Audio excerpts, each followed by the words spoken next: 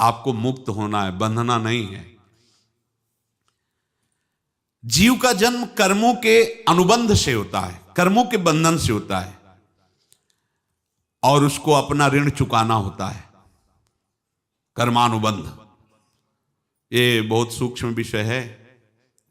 जैसे आप जिस परिवार में जन्म लिए हैं तो उस परिवार के लोगों से आपका ऋण है, इसलिए उसी परिवार में आप आए हैं, और ऋणानुबंध उसको बिना चुकाए या बिना वसूल किए आप वहां से जाएंगे नहीं। आपको लेना है तो वसूल करना है, और देना है तो चुकाना है।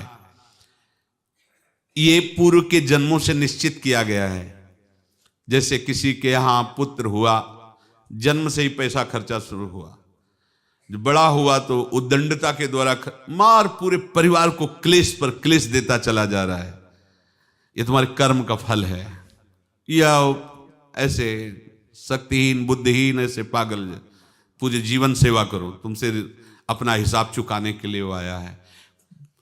अब परिवार के जो सदस्य जुड़े आके, मतलब पत्नी आते ही पूरी हृदय में आनंद, परिवार में आनंद, और जीवन भर वो आनंद ही सुख देने के लिए उसका जन्म हुआ। वो अपना ऋणानुबंध मुक्त, और आते ही भयंकर क्लेश खड़ा कर दिया, बीच में दीवाल और झगड़ा वैसा, फिर अतरे दिन मारपीट शुरू, कलह अशांति, पूरा जीवन नरक हिसाब करने आए।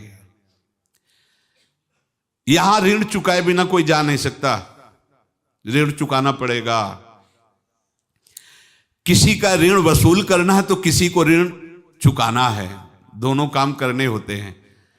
अनेक जन्मों में अनेक लोगों के साथ हमने जो बर्ताव किए हैं, अच्छे या बुरे, वो होंगे। अब किसी आदमी को हम जानते नहीं, अचानक मिला, अचानक टक्कर लगा और मार पीट गाली गुप्ता सब कर दिया, चुपचाप सह लो। क्यों?